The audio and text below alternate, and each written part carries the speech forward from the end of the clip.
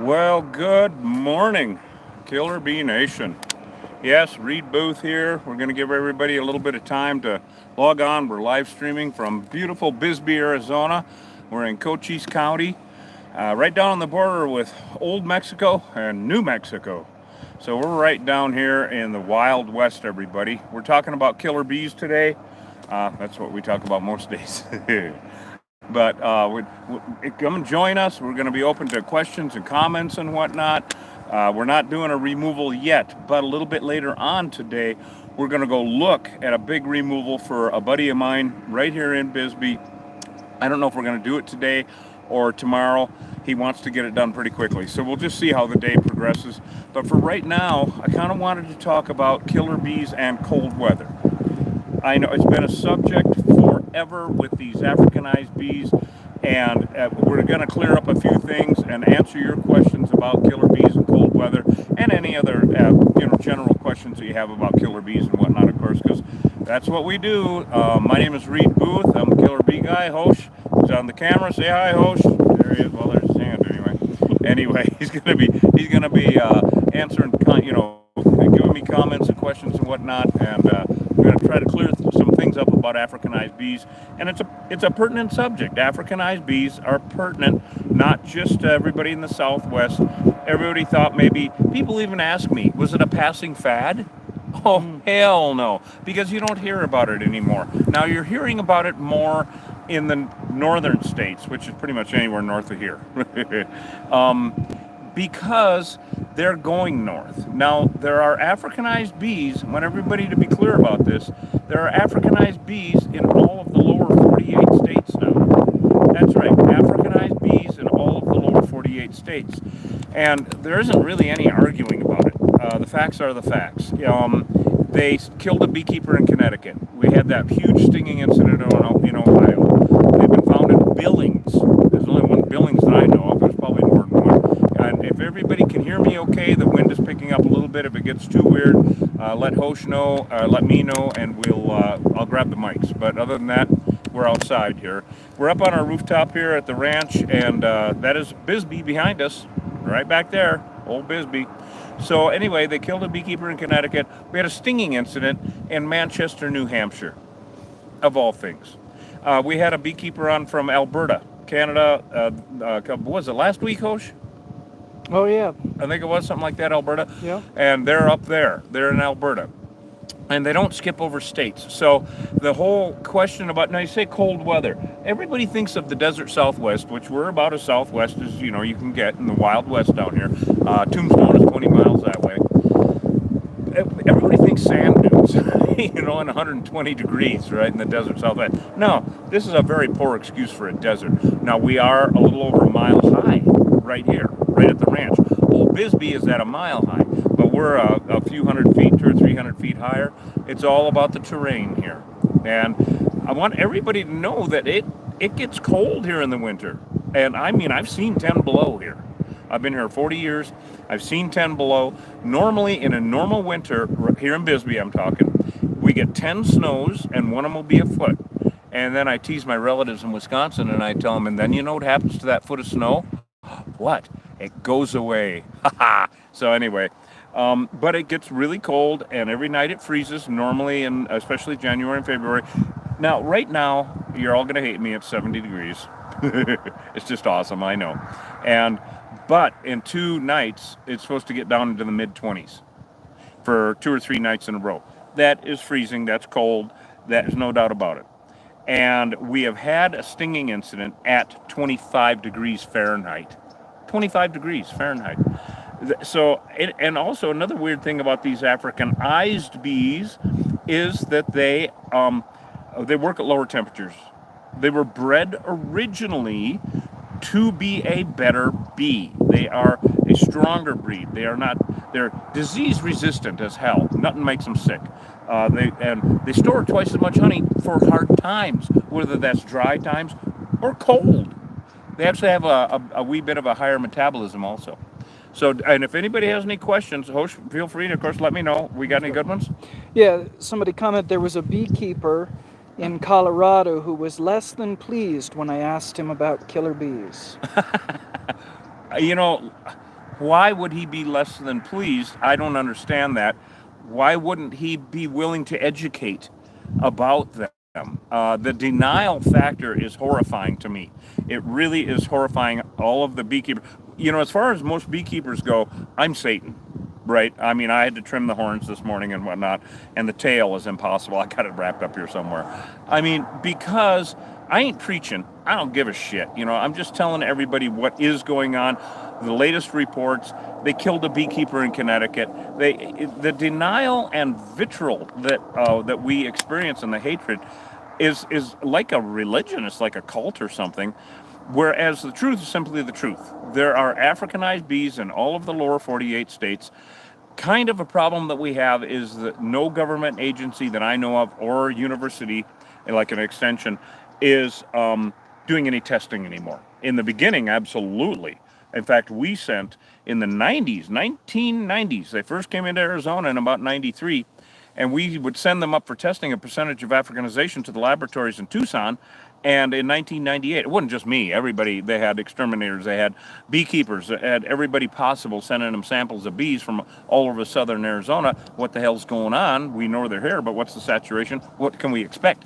In the late 90s, actually 1998, they called everybody and said, don't send anymore. It's over, 100%, done. And we know that they're all over the desert Southwest, and now, of course, we know that they're in all the lower 48 states. Why someone would be angry about asking them about a pertinent subject, I don't understand. Do we have another question? Well, it's the same Okay, person. right on. He claimed there aren't any killer bees in the north at those high elevations. Well, that's adorable. That's adorable. I did a show. You can actually look up the documentation that we have on that. I did a show with the History Channel. It was remember Monster Quest? It was such a weird show. It was so much fun. It was goofy until I was on it. Anyway, they were always looking for Sasquatch and shit like that. This must have been 8, 9, 10, maybe 12 years ago. I can't even remember. I've done so many shows. The whole premise of that entire show was to disprove the myth that killer bees cannot live where it's cold. That was the whole premise of the show. And they proved, of course, that they can, because we went all over to climates and high elevations. 13,000 feet, mainly in the southwest areas, which, everybody thinks Arizona's all sand dunes. No, we have Wisconsin weather. Just 3 hours north of here is the White Mountains, and it gets down to 10 below all winter long. Everywhere that we went and sent samples back to the same lab in Tucson. This is after 1998, about almost 10 years later, more than that actually, maybe 15 years later. We sent samples back, and everywhere that we got bees, elevation, temperature, whatever, it was 100%. No matter which state. It was all of, and these were managed hives or feral hives. So to make claims like that without doing the research is just straight up denial and vitriol, and there's no reason for anybody to be emotional about this shit. It really isn't. It just drives me nuts. It's totally unnecessary. It's just what it is, and I think that everybody should know about it, because here, everyone in southern Arizona for sure, and actually most of Arizona, New Mexico, Texas, either has experienced killer bees personally or knows someone that has.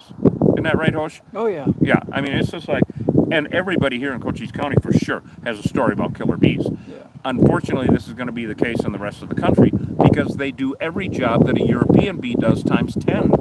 They make twice as much honey. They swarm 30 times a year. They're disease resistant, tough as nails. They can live at lower temperatures. They do every job better. So, like Hosh put it so well one time, wherever European hives can survive, Africanized hives can thrive. Just do better. So, unfortunately, wherever Africanized hives are, neighboring hives will become Africanized because they're better at what they do. And we can go into that in a little bit, but we must have some more questions. Anybody got some points, or has anybody been talking to beekeepers in your neighborhood? Yeah. Please, I'd love to hear what they're saying. We had a beekeeper on last week, I think it was, but from Illinois, right? Yeah. And he said they're wreaking havoc with small-time beekeepers in Illinois. So the denial is just unnecessary. It's emotional and ego driven, and who gives a shit? We're pretty merciless about it. You guys know us. We're not emotional. We don't give a shit. We live here in the Wild West. We cowboy up and we fucking go do it. We don't care. So, and of course, you can watch our pinned vids on TikTok. We got on YouTube. I've got 450 videos up. I've been doing it for years on YouTube. And so, if anybody that's out there on TikTok or other platforms wants to see the full stuff, go to YouTube, please, and check out the full length vids. They're 10, 15, 20, whatever the removal warranted as far as the removal goes. And if I may say so myself, they're excellent. So if anybody has talked to a beekeeper out there in your neighborhood, like that one person that said the person they talked to in Colorado got all hot and bothered about it, that's not how you educate people. That doesn't make any sense to me. The truth is just the truth. That's all there is to it. What pluses do Africanized bees have? The only plus that they have is they make twice as much honey. That's it. Other than that, zero, zilch, nada. They are horrible. Now, we're not going to stop them. We're not going to get rid of them. We're not going to get rid of honeybees. In fact, the diseases that come through and wipe out 80% of the honeybees, like the last one, we're going to die without honeybees. Well, that's bullshit also. We'll talk about that in a little bit. But these bees are so tough that we're not going to get rid of them. Okay, we need to learn to live with them no matter which state you're in. Our northernmost stinging incident that we know of in this country to date was in Manchester, New Hampshire. What in the hell, right? And then, of course, that poor guy in Ohio, what's his name, Tyler? In Ohio? Austin. Austin, his name was in Austin. His name was Austin. Anyway, 20-year-old guy got stung 4,000 times. Now, it's just horrific. That's absolutely horrific. Now, beekeepers do come on and they say, well, it was simply a hot European hive. I used to keep bees. And no beekeeper that I've ever known has ever seen a European hive of any type. There are many different breeds of European hives. There's Russians, Carnolians, Italians, just Cordovans, all sorts of different ones. And some of them are pissier than others, absolutely. The pure African strain is known to be pissier than either the European bee or a lot of the different European bees, definitely pissier. But the crossbreed, the Africanized, is way hotter than either the African or European. So if anybody's talked to you, especially now that we're coming into winter and, people have questions, do you have any questions about what do happen to bees in the winter, et cetera, et cetera? So have we got any questions out there? Yeah. So saturation rates in different regions of the country. Oh, yeah. Interesting point. Interesting thought on that. Now, when they first came into Arizona, it wasn't 100%. It wasn't 1%, right? When the first Africanized bees came across the border, and you know what I call them when they come across the international border down here? I call them bee legals. Yeah, that's right. It was a joke. Anyway, okay.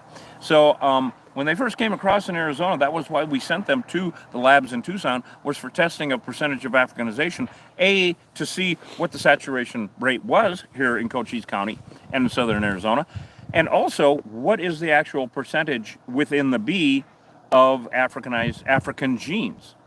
That was a very interesting point, and it turns out that the African gene is so strong that even after all these years of crossbreeding, there's still 96 to 98% African genes in an Africanized bee. Amazing, huh?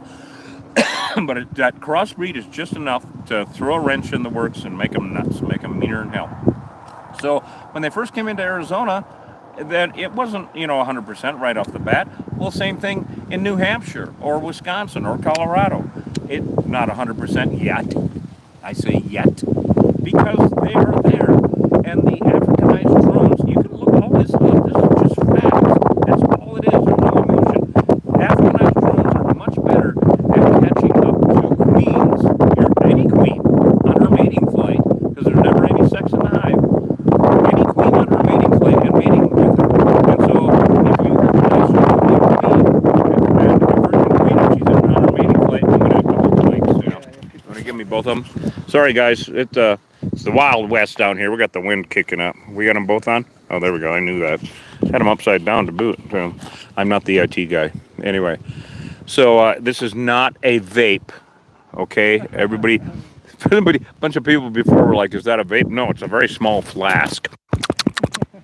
Okay, so anyway, Jesus. Anyway, know when the wind kicks up here in the Wild West, you gotta keep the mics close because we all know about the problems with the wind. So anyway, what the hell was I talking about? Okay, they're not 100% here. Well, they are 100% here now, and they do take over wherever they are. They were bred to be better. I don't know what people don't get about that. Even as far as living in cold weather goes, they just because they're called Africanized doesn't mean they can't live where it's cold. Really? You know, so they're bred to be a better bee. They are a better bee, and they so now that it's not, maybe it's not 100% in New Hampshire, maybe it's 30%, maybe it's 20%. Basically, who cares? At some point in the future, all of the unmanaged feral hives in the lower 48 states will be Africanized. Now, it's just going to make more beekeepers hate me royally. But we're going to be seeing, and we're already seeing, a lot of small beekeepers, beaks we call them. Isn't that adorable? Beekeepers. They will take over your hobby hives. They will take over your hives all the time for those people that insist on keeping hives. I have friends here in Bisbee that have hives to this. Had to move them in the middle of bumfuck on friends' property, which I wouldn't be friends with them for him, him hives out to my will become Africanized. It's too easy for your nice hive, any nice hive, to become Africanized. It just is the way it is. There's two ways we can do that they will do that. Well, before I go into that, are there any other questions about it? Anything? Well, how long do you anticipate before 100% saturation? Jesus, I've been generous. Nationwide. I've been generous and saying 10 years because it took from the time it came into Arizona in 93 until it was 100% was 6 years, something like that, 6 or 7. And so I'm being generous, and because they're already there, like in Illinois, they're wreaking havoc with small beekeepers, with hobby beekeepers. They're wreaking havoc with them right now because of the aggression. Sure, they make twice as much honey. Who cares, right? And so if the beekeepers are having trouble with them in their managed hives, they keep an eye on their hives. They love their bees. They want their bees to be nice. They want to take care of them. They want them to produce honey. But when they get to their hive and that hive comes, you can't tell by looking. That hive comes out and attacks before they even get there when they're 20, 30 feet out. Well, what in the hell? What do you think is already going on with all the bees under the sheds, right? And out in bee trees? Well, I mean, what do you think's happening with that? And also, we're going to see a big change in the numbers of unmanaged feral hives all over the country. Now, even when I was growing up in northern Wisconsin, and I've talked with other old-timers, beekeepers, etc., about this, that you used to hear of bee trees, right? You'd hear about somebody had a bee tree, and that was the best luck in the world to come across a bee tree and cut it out and get the wild comb out of it and all that. Especially up north where the trees were a lot bigger and you might actually be able to get some comb out of it. Well, you never heard really of, occasionally you would hear of bees living under a shed or in a wall. Well, that used to be the case down here also. They just weren't everywhere. Now there are feral hives everywhere because these are so much better at what they do. It's just the way it is. They're better. Each hive that you 50,000 bees. Well, that's an average hive. I'm kind of throwing that one out the window because we're seeing Africanized hives every single day of the week that have 100, 200, 300,000 bees in it. Holy shit. Now, back in the day with European bees, that would be outrageous. Well, now it's just kind of normal. Each one of those hives puts out 30 new hives a year. European bees, left to their own devices, would do that 5 or 6 times a year. But so you've got 30 new hives in a neighborhood. Of course, not all of those are going to survive, but a higher percentage are going to survive than European hives because they're tougher. They're better at what they do. And so you've got the saturation level is going to not only be more, and I give it 10 years, but there's going to be more incidents because they're going to be under more people's sheds. They're going to be in old tires out in the woods, and people are going to stumble on them. And there are going to be encounters. Now, we don't need to go bee hunting. people always ask me, so when you get the honey, you have to go find it. Well, no, we wait for the phone to ring. We're on call, like the fire department, sheriff. In fact, we rescue the fire department and sheriff from these things. We had to rescue the sheriff's department this summer over in Sierra Vista, right, Hosh? My God, we had a shed and behind the station there in Sierra Vista had 10 feet of comb under the damn thing.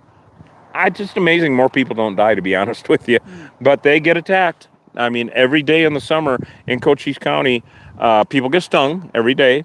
And just in the last, well, it's tapered off now, but in the months of, what was it, September and, well, actually August and September were the busy ones, right? And they sent 26 people to the hospital in this county, just in this county. How many stings are lethal? How many stings are lethal? That is an excellent question, actually. Of course, if you're allergic, one. Okay, we already know about that. And the problem is you don't know if you're going to go allergic or when. And the stings are the same, okay, as a European hive. The venom is the same, the stings are the same, it's that they come out in mass. There's just too many of them. So technically, they say that around 15 stings per pound of body weight. Oh, hell no. I mean, oh my God, I can't even imagine that. You guys have seen me get stung or Hosh get stung out in the field. I mean, look at Portal to Hell. That was, Hosh got stung like 20 times, right? Through the suit. That was enough. That was plenty. So then again, I know guys, I met a guy in Vegas, Las Vegas, who took 4,000 stings and lived. Kind of wished he hadn't, because he was miserable. He was totally screwed. There's a guy up in Sunsites, just north of here, father-son team last summer, got into it, and the son took 300 stings. He lived and is fine. The father, when the EMTs got to him, was unresponsive on the ground and so covered in bees you couldn't see any skin. Oh my God. Thank God Halloween's over, huh? Yeah. Well, these bees don't stop, and the Halloween's every day with them. So he lived.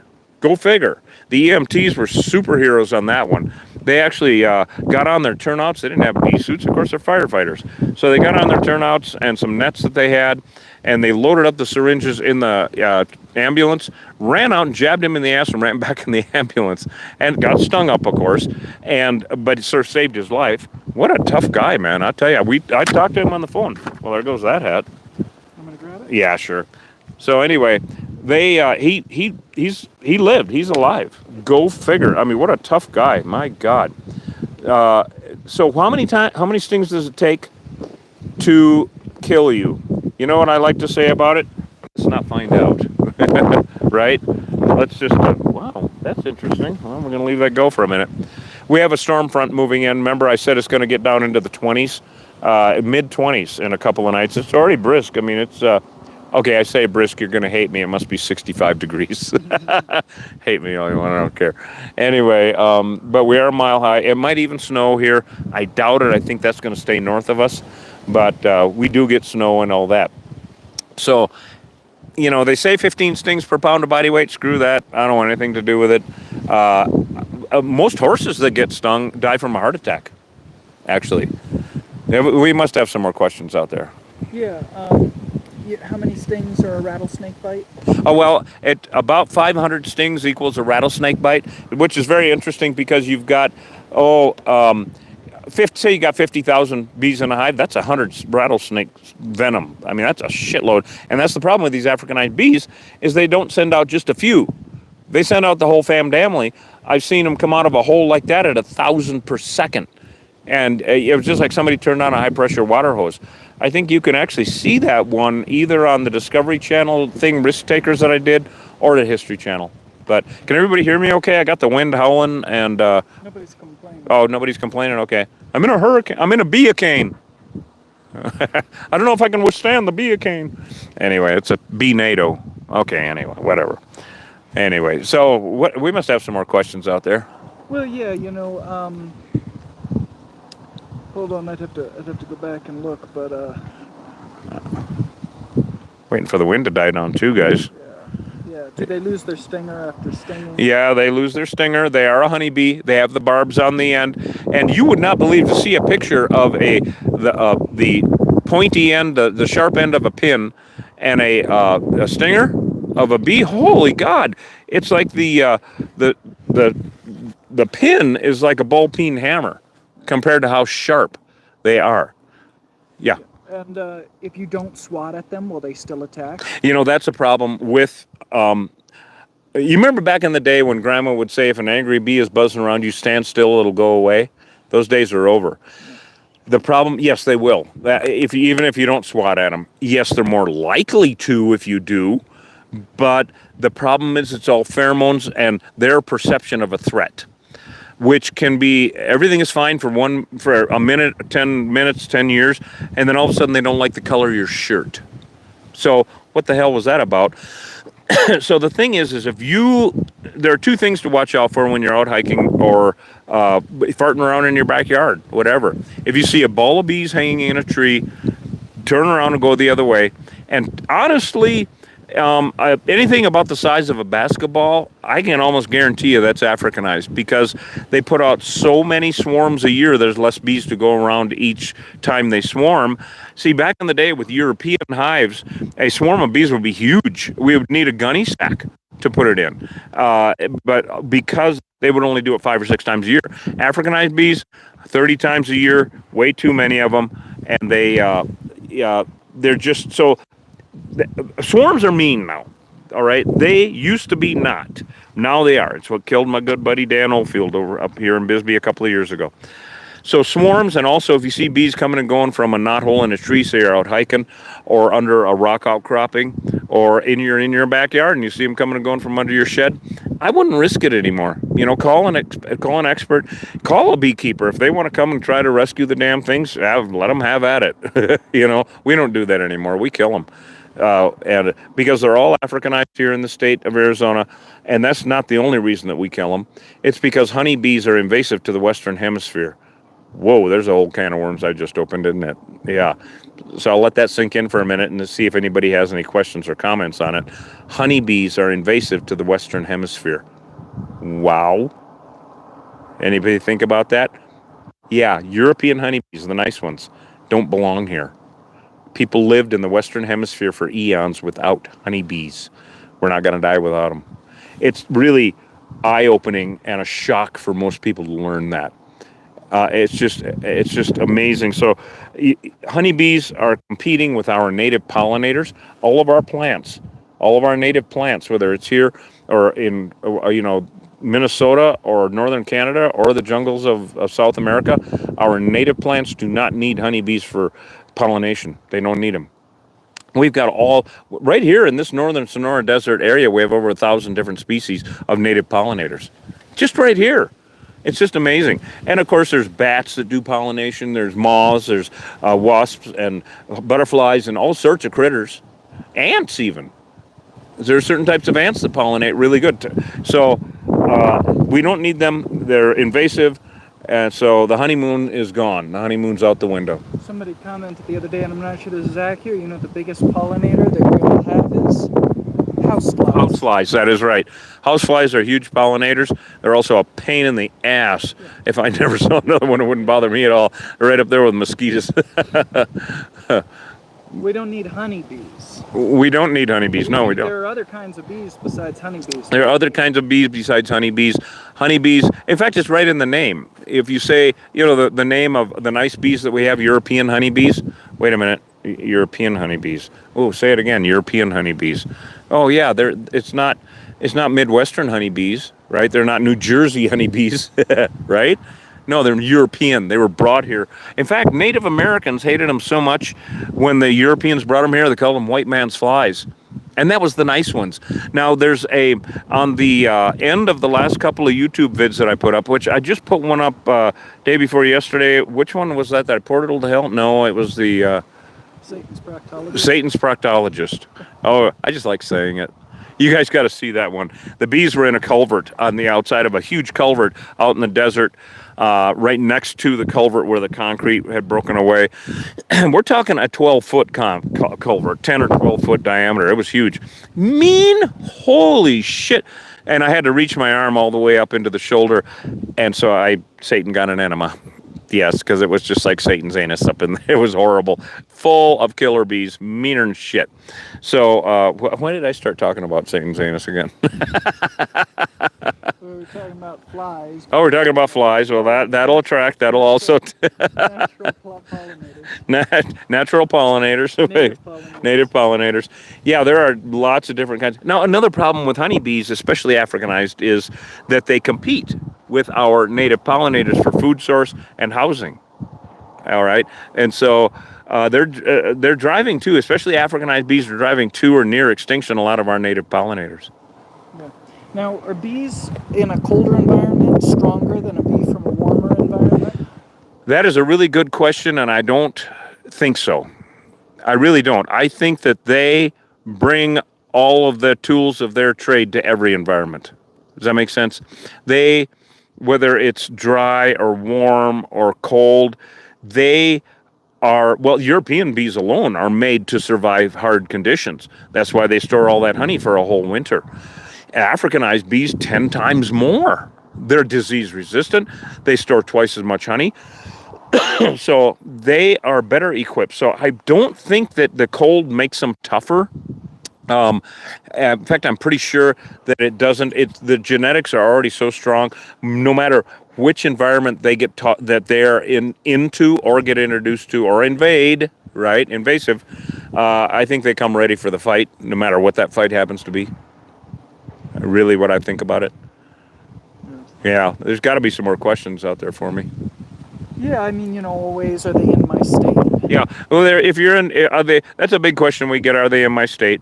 And if you're in a state of despair and confusion, yes, definitely they're there. Anyway, no, they're yes, they're in all the lower 48 states now, and Alberta. We know they're in Alberta, Canada. I don't know about other provinces, but they are in all of the lower 48 states. Anyone, including beekeepers, that denies that is just simply in denial. That's all there is to it. There have been enough genetic testing going on in small amounts. Now, you have to pay to get your bees genetically tested now. The states don't do it, and extension offices, universities don't do it for free anymore.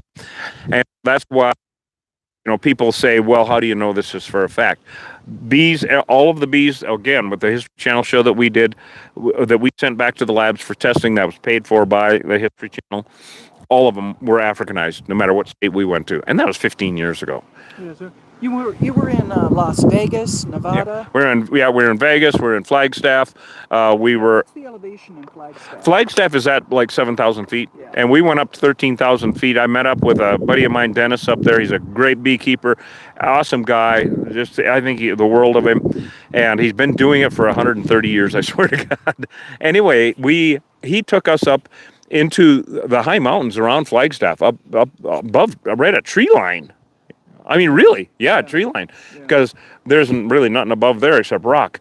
And there was a couple of hives up there that I can't remember if he knew what.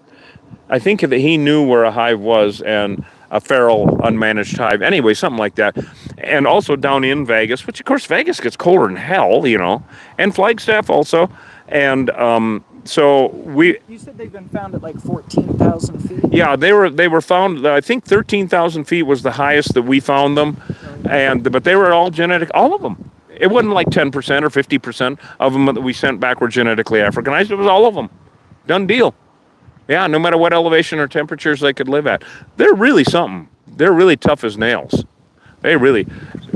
Anybody got? Someone must have a couple of questions for us. Just people asking to see the honey production process. Oh yeah, well, and we're working on that. We might be doing something with that. It would be mainly how do we, cut up the comb and whatnot. It's such a simple process. It's ridiculous. We have our licensed commercial kitchen right here on the ranch, and man, I'll tell you, the honey production is so damn simple. We literally take the honey and warm it up just enough to separate the honey from the wax and strain it, get out the chunks, and that's it. I mean, it's that simple. It's so hands-off. The less we have to monkey with it, the better. Now, of course, with the honey mustards and honey butters that we make, because I've got all these, I got like 13 different flavors, 20 different flavors of honey mustards that I make, whole seed and smooth.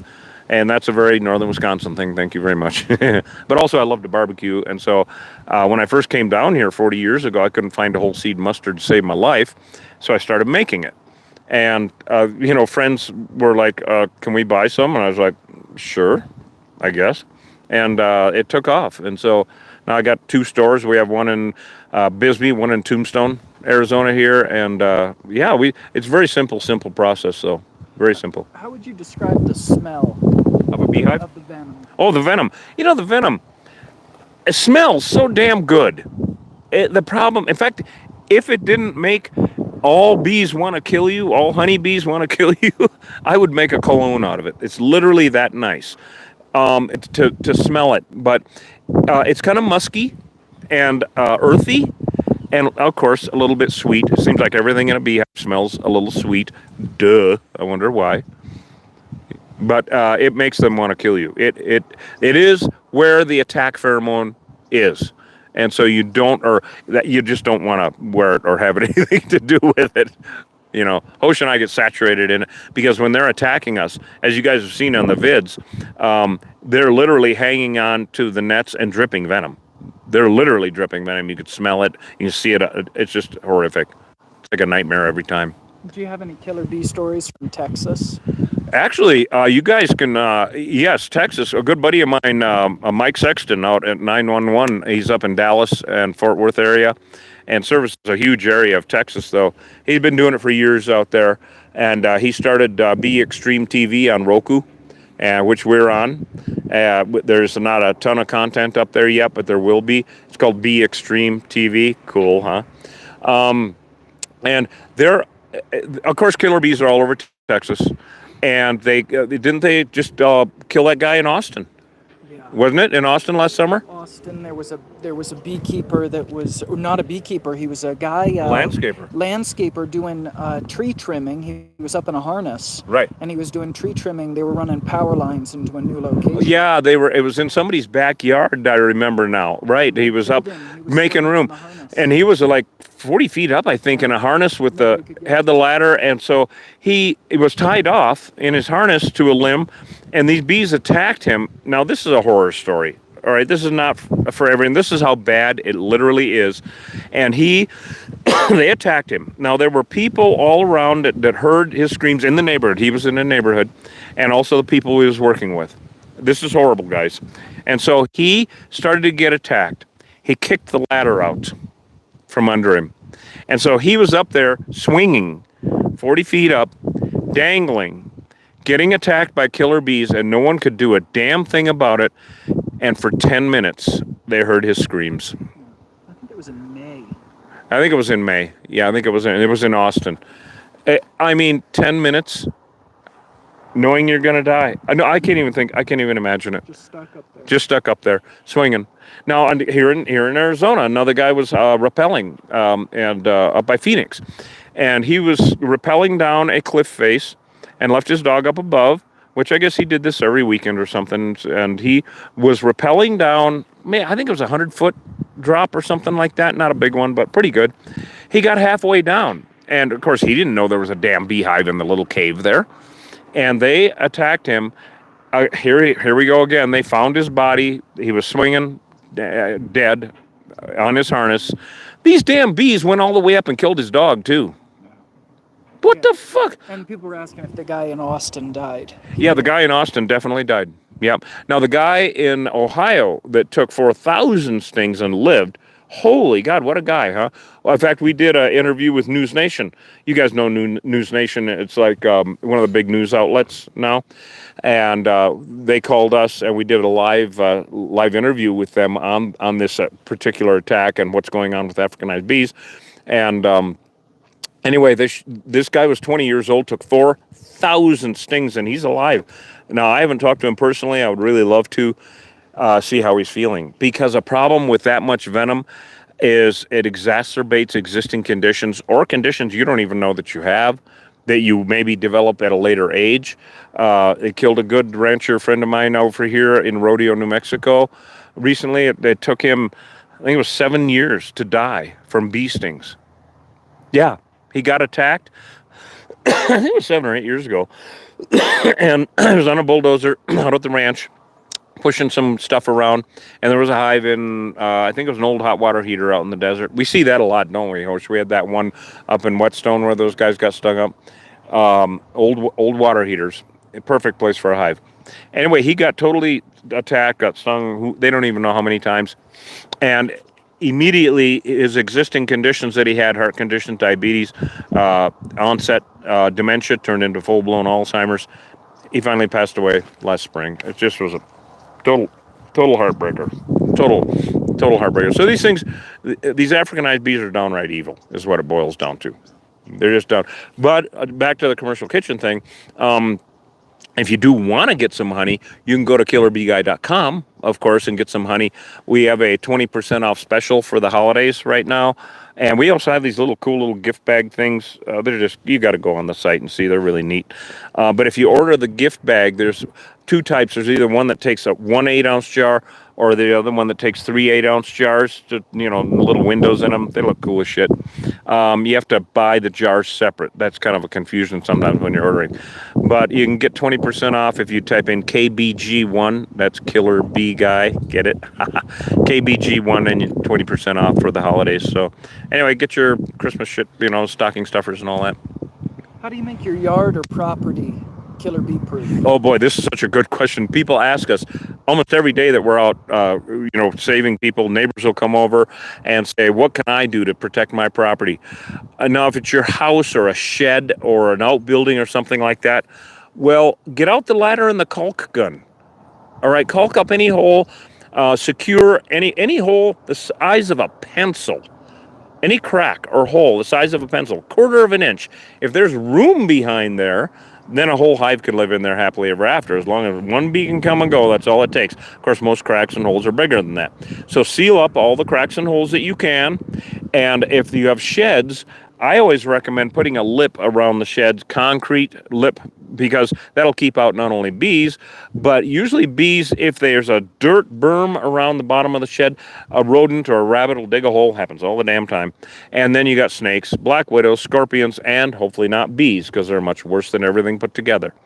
That does not mean that the bees are not going to move into your barbecue or under your trampoline, of all damn things. I've removed them from under trampolines, go figure, or into pretty much anything, your hot tub. They'll live in the housing of a hot tub. I've done it 100 times. All we're trying to do is get these hives, these swarms, to go to the neighbors so they can call us. Because, it's so dangerous, it's dealing with these things. So caulk up all the holes. Really, that's the best thing you can do. Also, junk piles. Get rid of them. It's just, they'll live in an old wood pile. They'll live in a junk pile in a 5-gallon bucket that's turned on its side. We've removed them from cardboard boxes. I mean, it's just ridiculous. It really is. Get rid of the junk piles. It's a huge temptation. Even piles of pallets. They'll build right in piles of pallets. That's the difference. Another big difference between European bees and Africanized bees is Africanized bees will build anywhere, right on a tree limb in front of God and everybody. So, caulk up everything and make it, get rid of junk piles. That's a huge one, really is. And old junk cars, too. They live in gas tanks, where it's been off-gassed for decades. We've removed them. I got one on YouTube. I was in a mood. I was swearing a lot that day. It's called Old Curmudgeonly Gas Tank Old Car Removal. And don't let the kids watch. But they were living in a half-buried old Studebaker. Half-buried out here in the desert. And the fill tube for the gas tank was sticking out. That gas tank was probably full, but there was no way to get in there and do it. But they were meaner than shit, that's for sure. Had me going. Can they survive 40 degrees Celsius winters or negative 40 degrees Celsius winters? Celsius? 120 below? Who would even ask that? I don't know. I mean, my conversion, it's a troll. My conversion. Yeah, it's a troll. I mean, fuck, are you really? 40 below Celsius? 120 below? What are you on, Mars? Wait, is Mars hot? I can't remember. I mean, really? What a bunch of bullshit. I mean, they can definitely live where it gets to 20 and 30 below. Fahrenheit, dumbass. Troll my ass. Fuck you. So somebody had mentioned they actually, because we're in, the conversation, they mentioned an article in the Hartford Courant that said that the bees in Connecticut weren't Africanized. But I'd like to see the laboratory research. Oh yeah, no, I don't believe that. I don't believe anybody is just going to say that either. Yeah. I mean, I've been doing this for 30 years. I teach for the state. Yeah, let's see the lab results. Yeah, let's see the lab results. I mean, the lab results, and then we'll. Yeah, I mean, that would be wonderful if if you see the lab results, because I heard the opposite. So sure, bring it on. That's great. More knowledge is great. More information is great. Bring it on. All for it. I'm in Manitoba, Canada. We get winters that cold, negative 40 degrees Celsius. 120 below. In Manitoba, Canada. Well, isn't that Fahrenheit? Isn't that like below 100 below? Yeah, I mean, I know that when you're, I know above, because 0 is 32 degrees. 0 Celsius is 32 Fahrenheit, right? So it might not be 40 Celsius might not be, I can't remember the conversion. I really can't remember the conversion. But I mean, if it's 60 below, I don't know of honeybees that can live in that. Any honeybees. Right. And that's really the question. Right? Yeah, that's really the question. Let's put it this way. If there are feral unmanaged European hives in your area, these guys can survive, can thrive, can actually do better. That's why they were bred. They were bred to be better survivors, better at everything than European bees. All right, so that is wherever European bees can live, these guys can live and do better. The Africanized bee. So I don't care if it gets to 100 below. If European bees can live there, Africanized bees can live there better. Listen to this. When it gets down to negative 40 degrees Fahrenheit, it's the same as Fahrenheit. Oh, it is. Oh, interesting. 40 is cool. The same on both. So that's the demarcation line then. 40 and 40. Yeah, -40. Oh, I didn't know that. Can they live at negative 40 degrees? Well, if European bees can. Yeah. Yeah, thanks for joining. I'm so glad you're here, because that's so interesting as hell. I grew up in northern Wisconsin. I've seen 60 below, and we did have bee trees there. Absolutely. Now there are Africanized bees in Wisconsin. Right now, so I grew up with 40 below Celsius or Fahrenheit. Tough I am. Anyway, take your pick. I can survive it all. Actually, I can't. That's why I'm here. Fuck that. That's too much. Right. No, it's great. Somebody said here in Chicago they don't come out during the winter. No, that is correct. And European bees. Okay, European or Africanized bees. They do not migrate and they do not hibernate. Now they do hunker down. And they're like us. They light the wood fire and watch movies during the winter. Isn't that right? Cook a lot and all that. No, anyway, what they do, European or Africanized, is they will, if it gets like 10, 20, 30 below 0 outside of the hive, by balling up in the middle of the hive and eating honey, which is pure energy, of course, and vibrating and rotating out from the center out, kind of like the penguin thing, they can keep it in 65 degrees, 68 degrees in the middle of the hive, in the middle of the ball of bees. Of course, they don't, heat the extremities. They're just keeping the bees alive and the queen alive until it warms up enough and the spring flowers come back, and here we go, we do it again, right? So they do not migrate, they do not hibernate. Now, the problem with, and that's a great point though, and like in Chicago or colder climes like that, the European bees below about 50 degrees, 45 degrees Fahrenheit, not Celsius, will hunker down. They don't want nothing to do with it.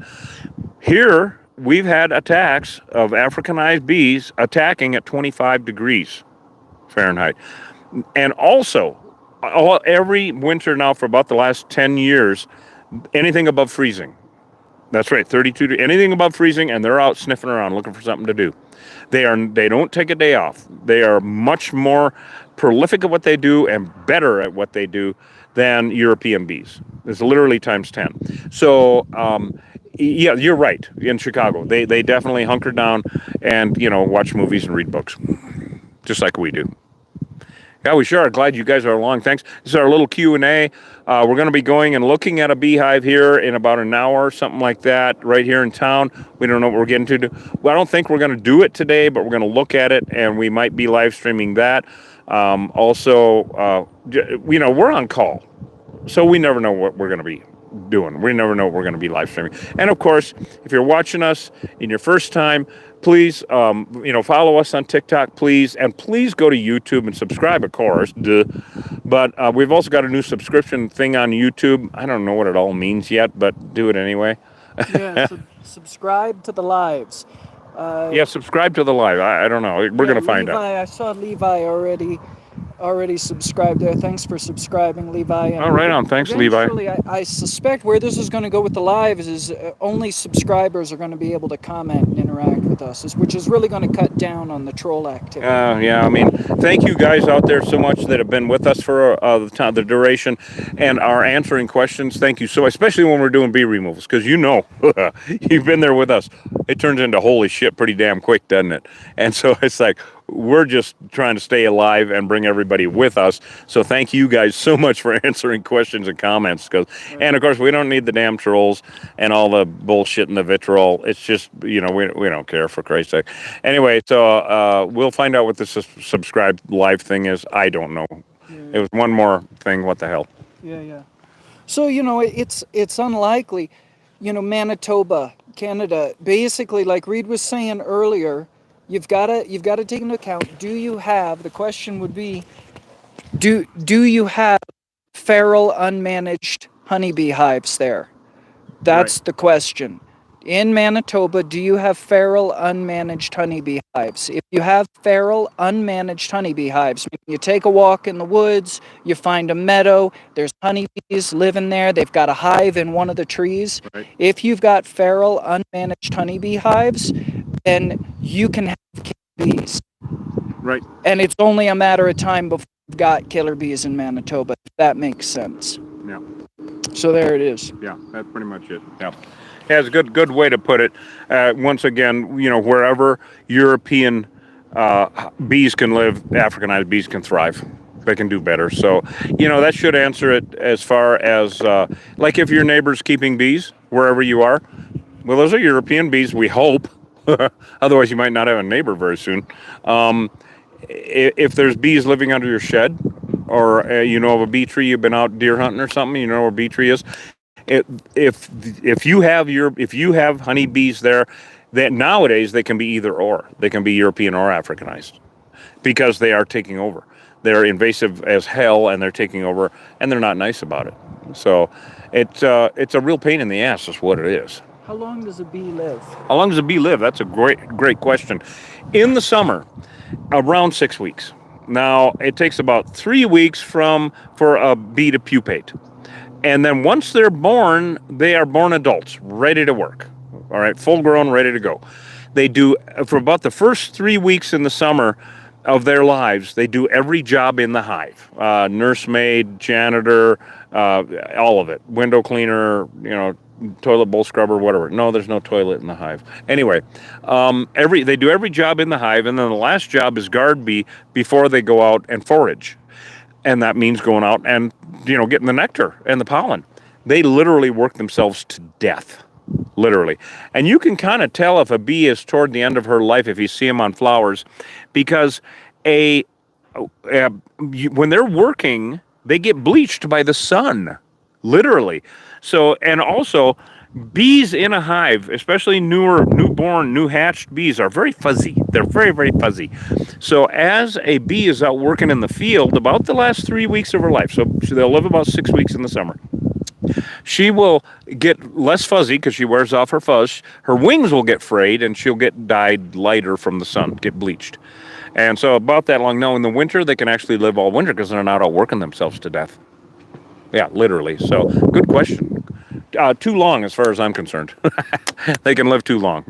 Here's an interesting comment. Yeah, what do we got? Have you heard about the plan to release Africanized bees in Europe to support the dwindling bee population? That'd be a big help. That'd be the fucking stupidest thing they could do. I agree. That's idiotic. I agree. I don't believe it. No. No, I mean, if I don't believe it. that would be negligent and criminal. I mean, these bees are so evil. I mean, that was what started it all in the 1950s in Brazil, everybody. That was what started all this mayhem. That at the request of the Brazilian government, a Dr. Warwick Kerr went to South Africa to procure pure African queen bees for experiments in crossbreeding with European bees. Why the hell did he do that? Because the African bee was known to be an excellent producer of honey and super disease resistant. Okay, so they did the crossbreeding. They got let out by a new guy. It was negligent, and the crossbreed. They got all their dreams came true, and all their nightmares. Okay, they're definitely disease resistant. They make twice as much honey. In fact, now Brazil is fifth worldwide on the honey production in the world. And before they were negligent, and so, or just barely, they didn't even register. So the bees, the Africanized bees are awesome at that, but no, the trade-off is horrible. They kill people, they kill animals, it's horrible. I have never heard about anything being introduced on purpose, except for that first thing in Brazil. So if they take them to Europe and release them on purpose, they are fucking stupid. Yeah, they say they are much more resilient and that the attacks are very rare. Well, they should. I don't know. They should do some Watch our videos. research first. Yeah, they should. They attack less. I don't believe it. I just don't. I don't believe it either. I don't think that's bullshit. I would like the link to that article. Yeah. Oh man, that would be awesome. Thank you. Yeah, If email possible, it. email it. killerbeeguy@gmail.com. Yeah, please. I would love it. If anybody has links like that, it's killerbeeguy@gmail. Links about pertinent, attacks in your neighborhood, in your state from Africanized bees. You're going to be seeing, now you're not going to be seeing as many in the winter, of course, especially up north and back east, but it comes springtime. You're going to be seeing a rash. It's going to be getting worse every year, mark my words.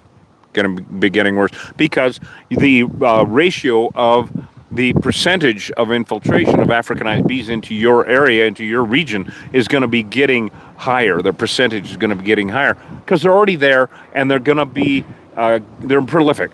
They're going to be taking over. That's all there is to it.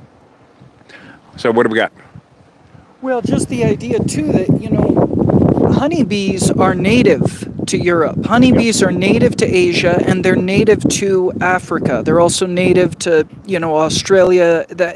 This whole thing. They're not native to the Americas. They're not native to North and South America. To introduce a virulent, invasive species to the bee population in Europe would just be a ridiculous environmental act. I mean, the Africanized bee would be invasive. Yeah, because first you're talking about, see, all the bees that have evolved, all the bees that have evolved in Europe, in Asia, in Africa, they're meant to be there.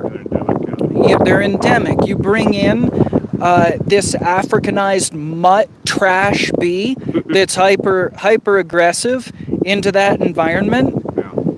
Yeah. Since when are invasive species welcome? Right? I mean, Africanized bee is invasive. I mean, and the problem has come from because invasive species. Tumbleweeds. Okay, tumbleweeds out here. It's a classic Wild West. The tumbleweeds. Tumbleweeds they came over on flax seeds as stowaways into South Dakota in the mid 1800s.